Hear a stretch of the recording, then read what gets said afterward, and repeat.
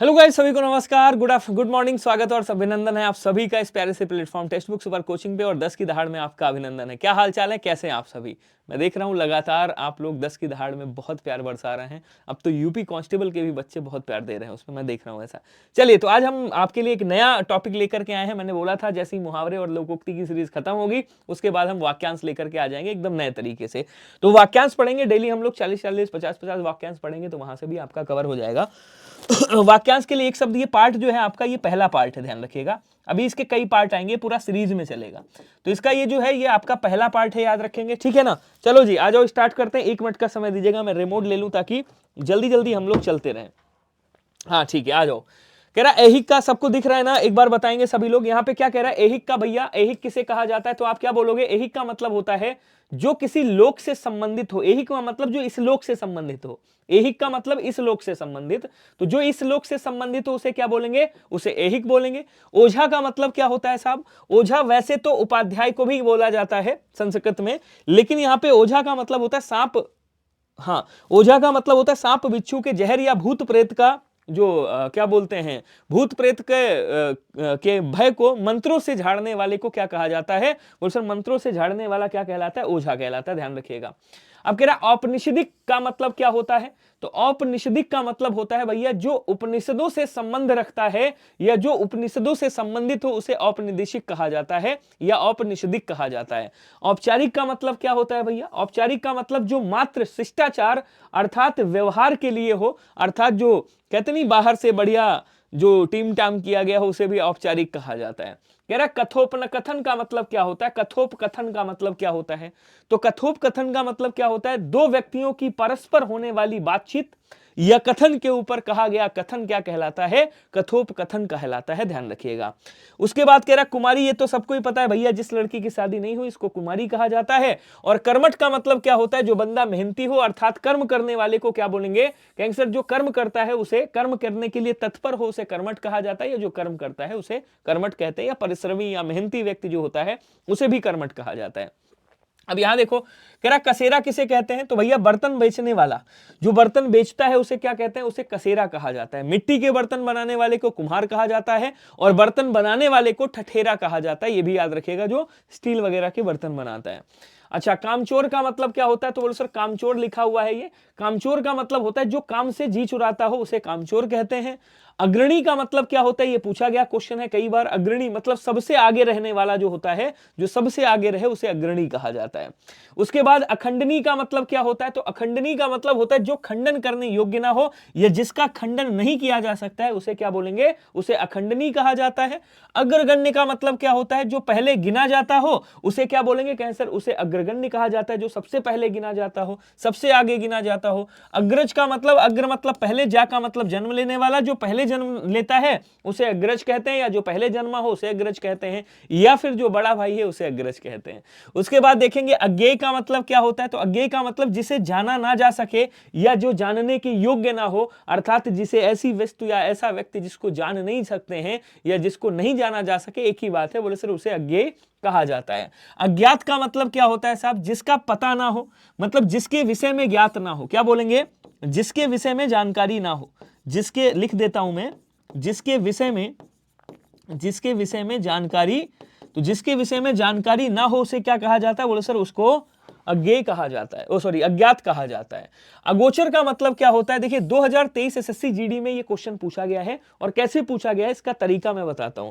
पहली बात तो जो इंद्रियों द्वारा जाना ना जा सके उसे या तो अगोचर कहेंगे, या क्या कहा जाता है बोले सर, या फिर आपको उसे अतीन्द्रिय बोल देंगे। क्या बोलेंगे? अतीन्द्रिय के नाम से भी जाना जाता है, याद रखिएगा। ये तो हो गया एक क्वेश्चन, ठीक है ना साहब। उसके बाद अगोचर किसे कहा जाता है? बोले सर जो ना छुआ जा सके, जो ना छुआ जा सके, ध्यान दीजिएगा।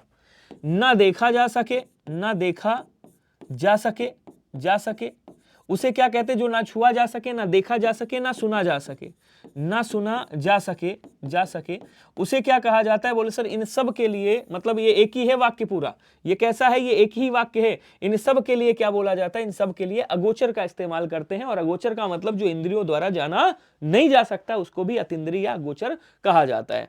अच्छा साहब, उसके बाद कह रहा अगाध का मतलब क्या होता है? तो अगाध का मतलब जो बहुत गहरा हो, जो क्या हो, बहुत गहरा हो, उसे अगाध कहा जाता है।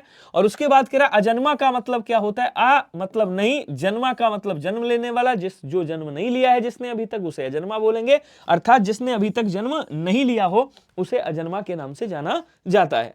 कह रहा अगणित का मतलब क्या होता है, तो आ मतलब नहीं, गणित मतलब गिनना हो गया।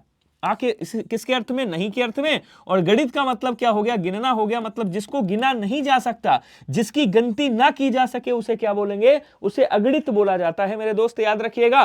कह रहा आगामी का मतलब क्या होता है, आगामी मतलब आने वाला। आगामी मतलब कहते नहीं, आगामी रविवार को आ रहा हूं, आगामी मतलब आने वाला।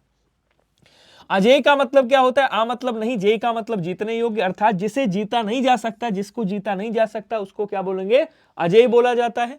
अजर का मतलब क्या होता है, अच्छा देखो, जिसको कठिनाई से जीता जाए उसे दुर्जय कहा जाता है।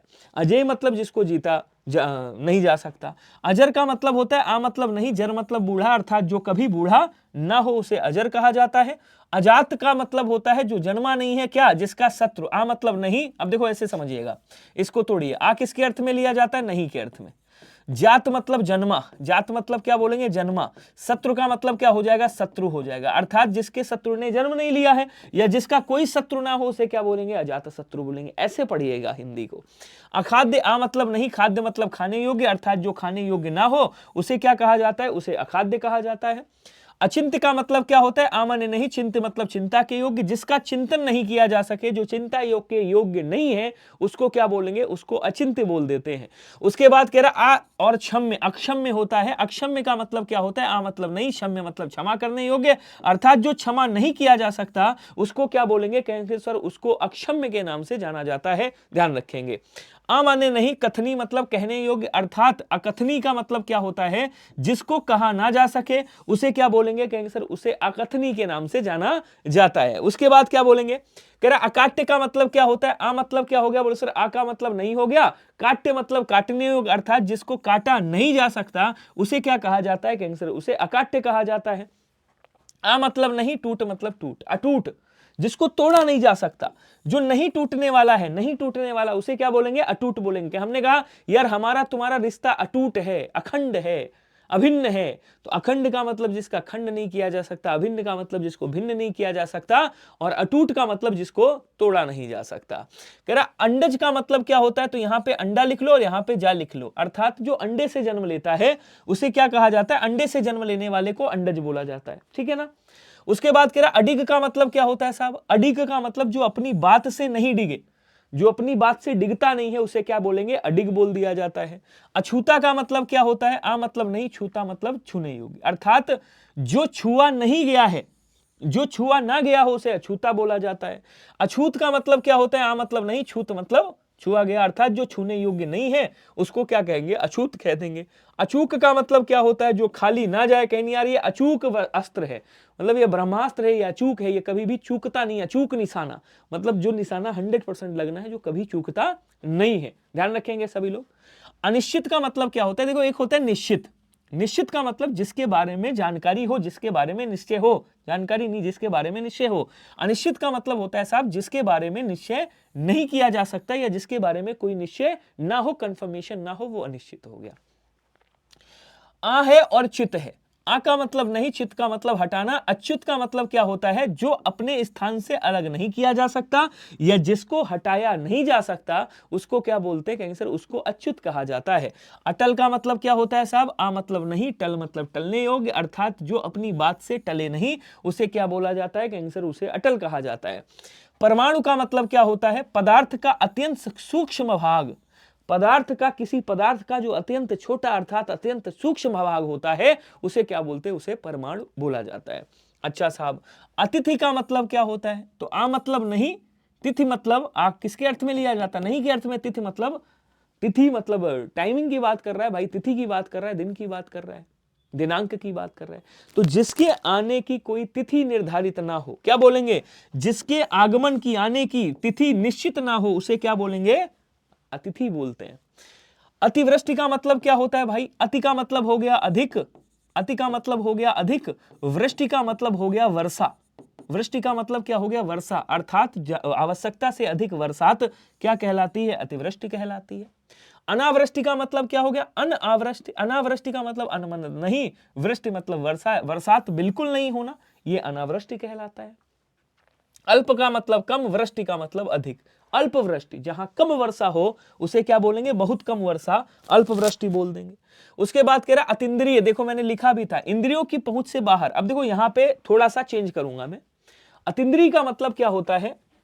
जो इंद्रियों से जाना ना जा सके। क्या बोलेंगे? जो इंद्रियों से जाना ना जा सके, जाना ना जा सके, ना जा सके, या आप कह सकते हो ना जा सके, या आप ये भी कह सकते हो कि भैया इंद्रियों की पहुंच से बाहर, उसे भी अतीन्द्रिय कहा जाता है। और इसके लिए, इन दोनों के लिए अगोचर का भी इस्तेमाल कर सकते हो। आगे देखेंगे अतिक्रमण का मतलब क्या होता है। ये देखा था, नहीं देखा था? इसको देख लीजिए एक बार। जो इंद्रियों की पहुंच से बाहर हो, ठीक है ना, जो इंद्रियों से जाना ना जा सके। उसके बाद कह रहा अतिक्रमण का मतलब क्या होता है? तो सीमा का अनुचित उल्लंघन क्या कहलाता है? बोले सर सीमा का अनुचित उल्लंघन अतिक्रमण कहलाता है, याद रखिएगा। और तर्कातीत का मतलब क्या होता है? तो जो तर्क से परे हो, तर्कातीत, जहां पे तीत लिखा हो समझ लेना परे हो या अधिक हो, जो तर्क से परे हो उसे तर्कातीत कहते हैं। अतिशयोक्ति का मतलब होता है किसी बात को अत्यधिक बढ़ा चढ़ाकर कहना, अतिशयोक्ति कहलाता है, याद रखिएगा। तो ये आज का आपका सेशन था। आप सबको मैं बता दूं कि मेरी डेली क्लास एसएससी जीडी के लिए होती है आपकी 3 बजे, तो सभी लोग तैयार रहेगा। जितने लोग भी एसएससी जीडी की तैयारी कर रहे हो, 3 PM पे अपनी डेली क्लास होती है, याद रखिएगा, ठीक है ना। और ये किसके लिए होती है? ये एसएससी जीडी के लिए होती है, याद रखेंगे सभी लोग। यहाँ पे आपको टेलीग्राम है, यहाँ पे आपको पूरी क्लासेस की पीडीएफ मिलती है। और ये मेरा आपको क्या करना है, ये चैनल है, इसको शेयर करना है ज्यादा से ज्यादा, और खूब ढेर सारा आपको प्यार देना है। कहाँ पे? अपने कमेंट बॉक्स में। तो शेयर करके बताइएगा सभी लोग, और ये भी बताइएगा मुझे सेशन कैसा लगा। दिल के साथ में अपनी बातें मेरे से जरूर शेयर करिएगा। कमेंट बॉक्स में कुछ मेरे लिए जरूर लिखिएगा या अपने लिए जरूर लिखिएगा। सबके कमेंट में देखूंगा ये सेशन कैसा लग रहा है। थैंक यू सो मच, इतना प्यार देने के लिए बहुत बहुत धन्यवाद। धन्यवाद सो मच, थैंक यू। मिलते हैं अगली क्लास में।